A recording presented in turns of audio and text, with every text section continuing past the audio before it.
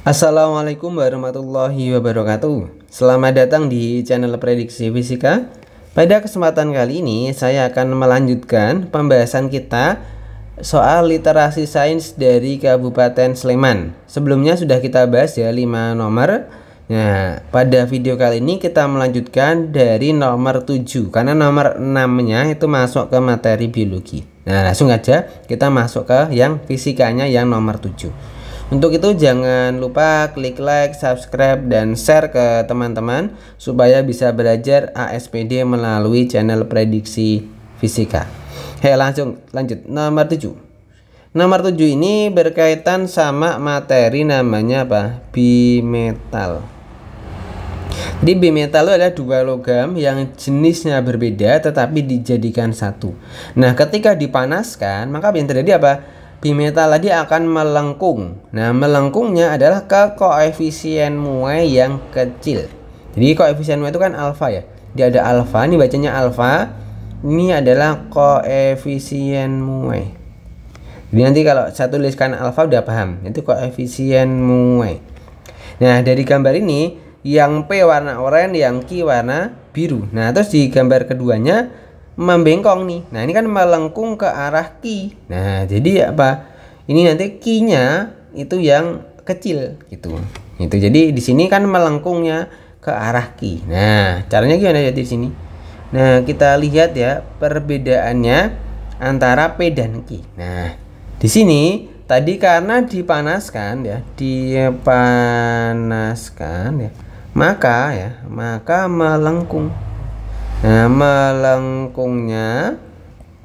melengkung ke alfa yang kecil atau ke muai, koefisien muainya yang kecil. Nah, digambarin tadi melengkungnya ke Q. Berarti apa? Kesimpulannya apa? Kesimpulannya adalah alfa dari P itu lebih besar daripada alfa yang Q, atau alfa Q-nya yang lebih kecil daripada alfa P. Dah, tinggal kita cek di opsinya mana yang sesuai gitu. Yang pertama, P kita ubah dengan kuningan. Nah, kita buat tabel aja di sampingnya, kita buat tabel ini P, yang ini Q. Nah, yang P-nya kuningan. Kuningan itu adalah 1,9, kita tulis 1,9, Q-nya seng. Sengnya itu 2,6. Nah, kalau kita lihat di sini, di kata kuncinya di sini yang saya kotaki ini alfa P lebih besar dari Q. Terus yang opsi A itu ini ya, opsi A ini P-nya 1,9, Q-nya 2,6. Berarti besar yang Q, berarti salah. Nah, itu bukan yang A. Terus yang kedua, P-nya baja itu 1,1, terus kuningan itu 1,9. Nah, ini apa? Ini masih besar yang Q, berarti salah. Kita harus mencari yang alfanya, alfa yang P itu lebih besar dari Q, berarti salah. Terus yang kedua, P-nya besi tadi 1,2, terus seng tadi 2,6. Ini juga salah karena masih besar yang Q. Nah, maka jawaban yang tepat adalah yang D ya, harusnya ya.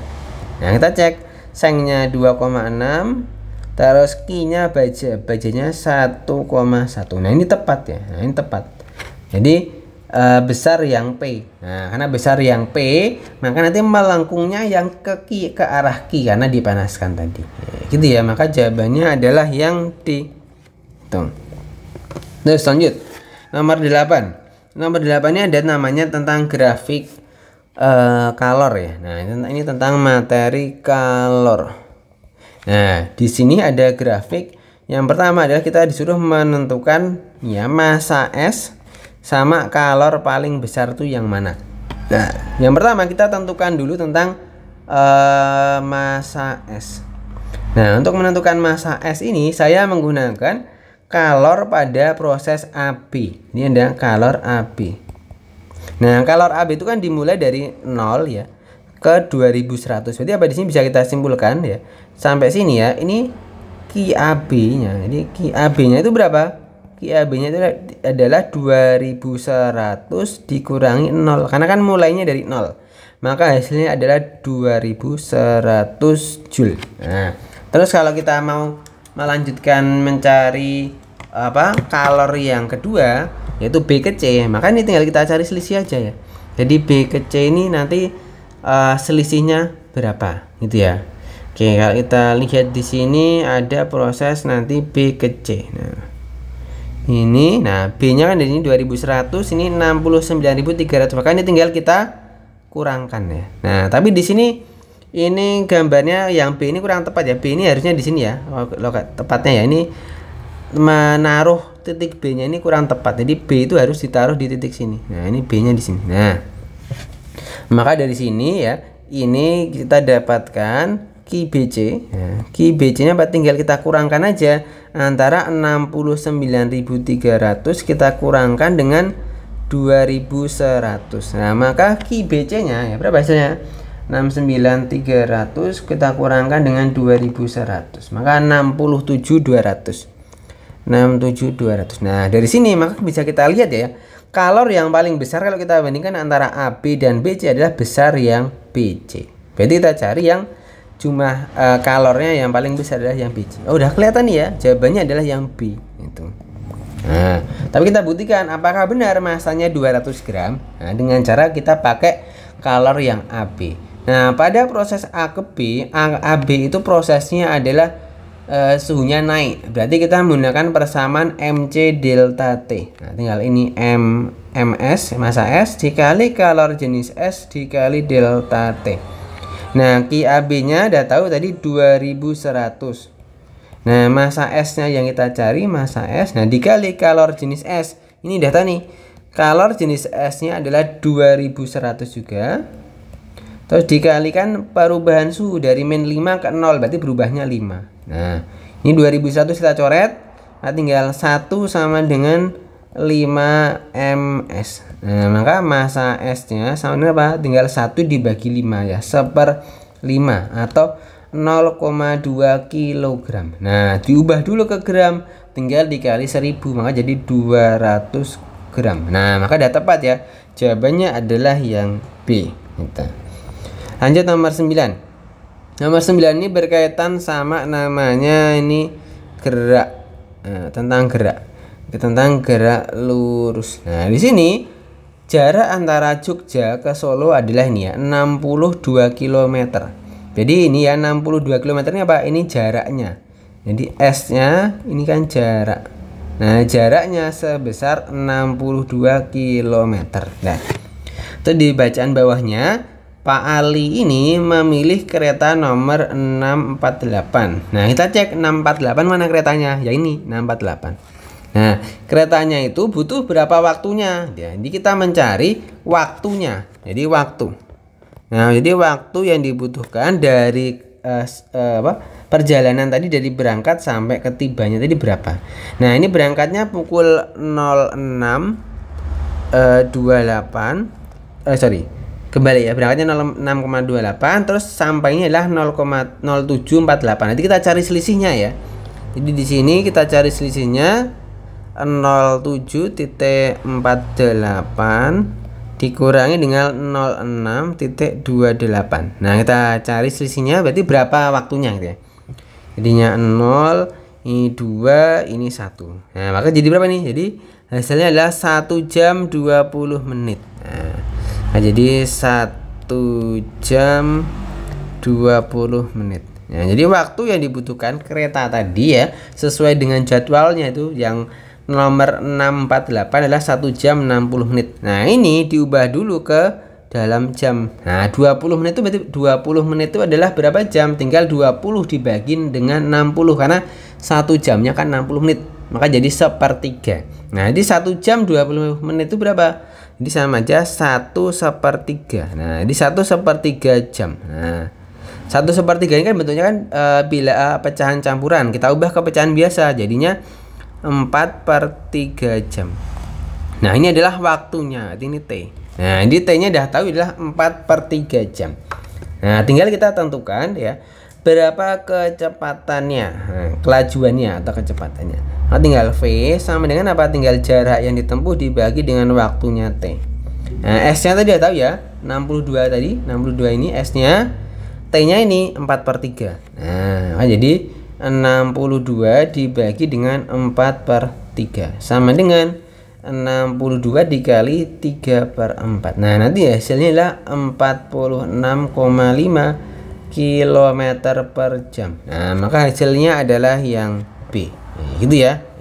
Lanjut nomor 10.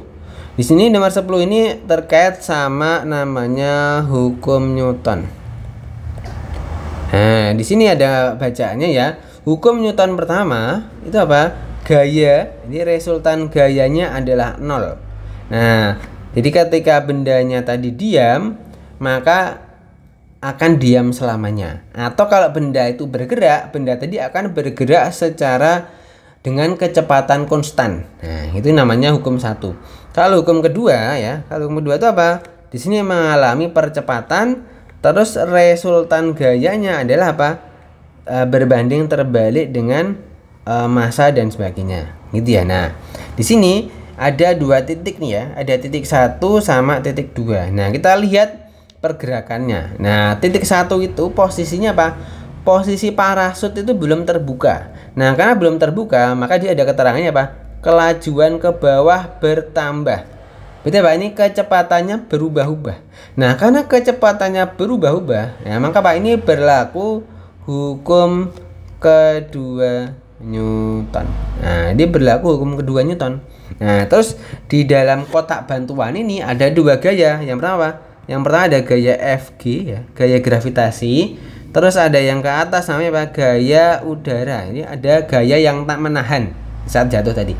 Nah, dari posisi ini karena besar apa?